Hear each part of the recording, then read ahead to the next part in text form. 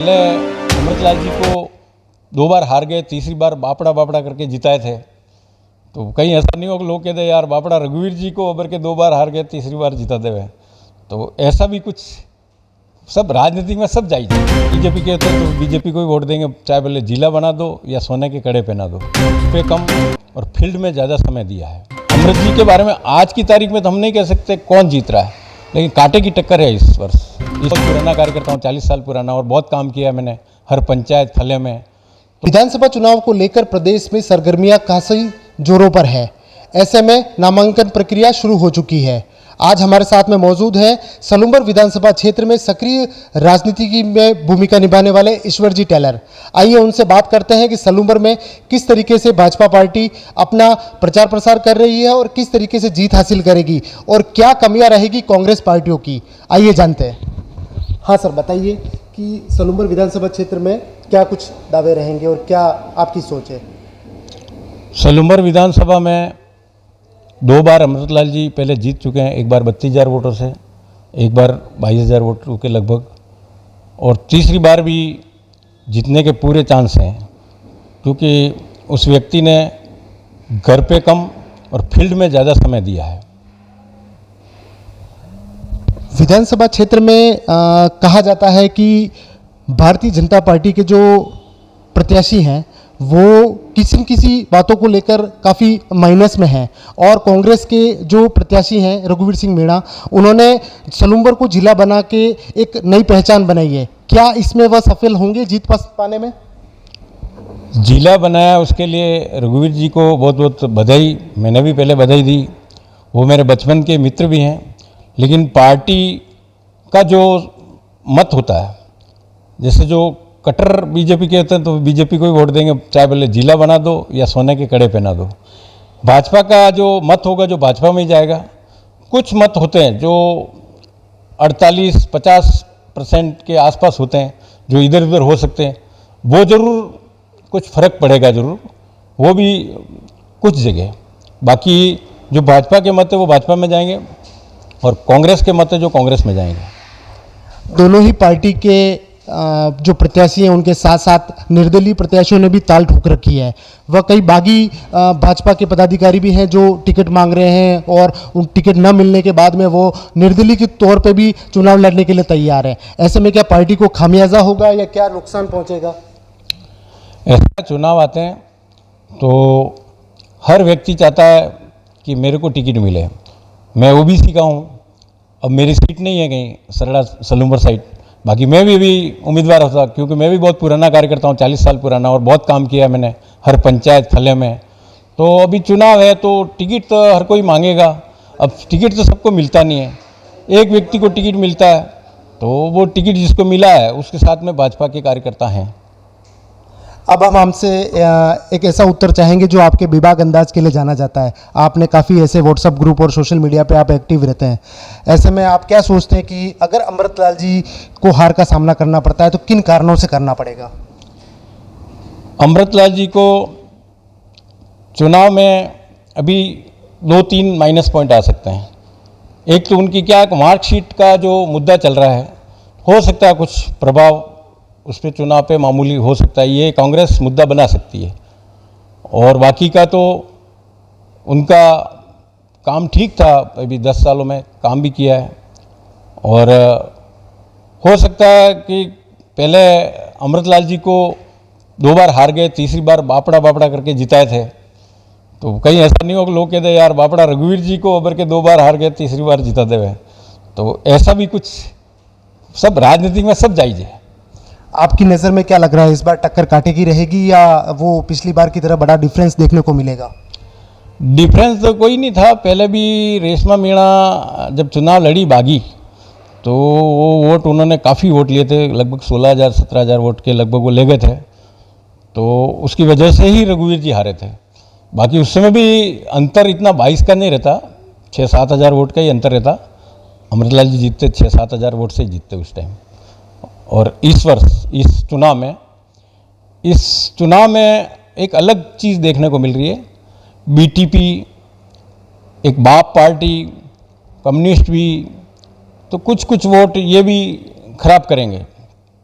यही कहना है। इसका नुकसान किसको, कांग्रेस को जाएगा या भाजपा को जाएगा?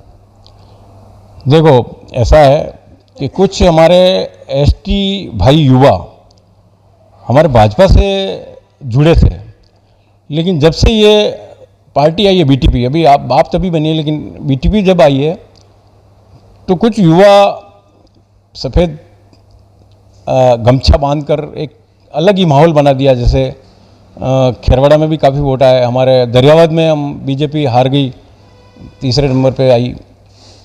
84 में मंत्री रहे हुए हमारे सुशील जी कटारा, वो उस राजकुमार रोज से हार गए जो बीटीपी से।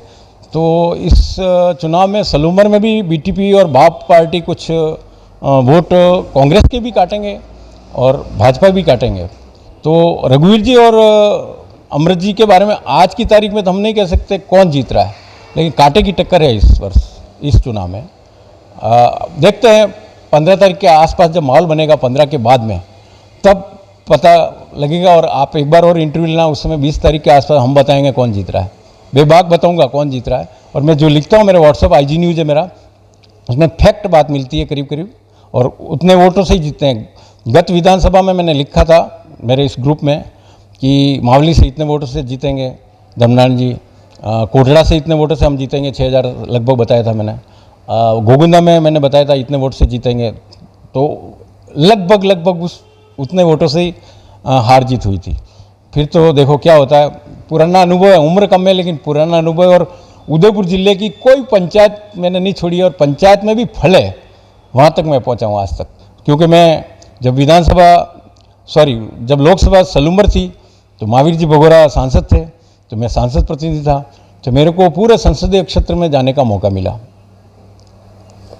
अगर अपन बात करें भारतीय जनता पार्टी के जो उम्मीदवार हैं, वो पिछले 2 बार से विधायक रहे हैं, उन्होंने ऐसे कौन से काम किए जो वो बात लेके आम जनता के बीच में जाएंगे? आप क्या सोचते हैं इसके बारे में? देखो एक बात कहूँ मैं कि भाजपा के विधायक 10 साल रहे, उन्होंने काम काफ़ी किए। जैसे मुलेश्वर महादेव का जो पुलिया है वही उदाहरण देख लो।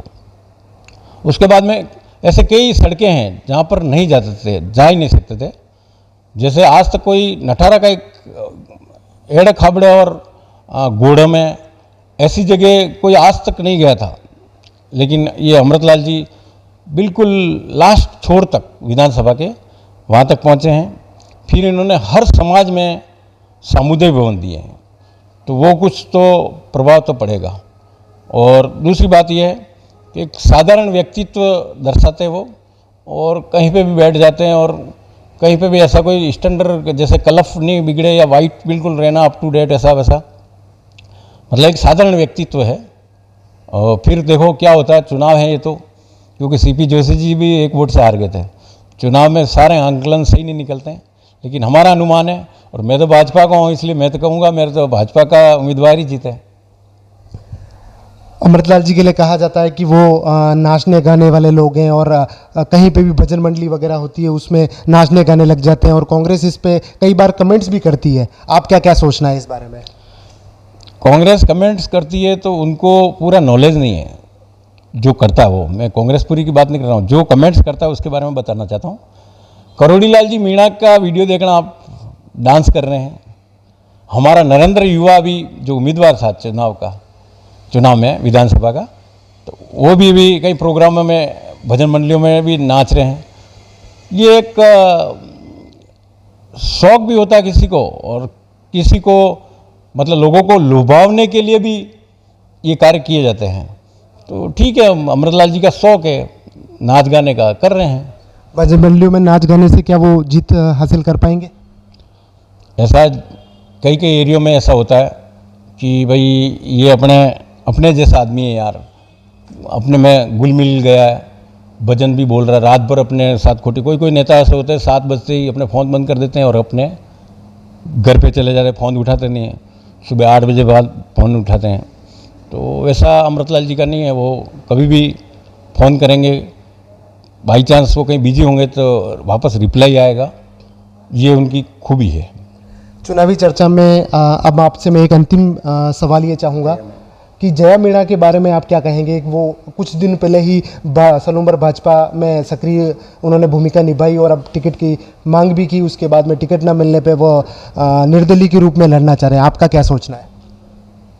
देखो, ऐसा है कि चुनाव में टिकट मांगने तक तो ठीक है, और हकदार जो मैन हो और उसको टिकट नहीं मिले तो विरोध करना एक वाजिब बात है। अब 2-3 साल से आए हैं, समाज सेवा कर रहे हैं, अच्छी बात है, समाज सेवा करो। 5-10 साल विधानसभा में पहचान बनाओ, अच्छी समाज सेवा करो, सहानुभूति वैसे मिल जाएगी। और पार्टी भी देखती है कि कौन उम्मीदवार जीत सकता है और कौन मेहनत कर रहा है अपने वार्ड में।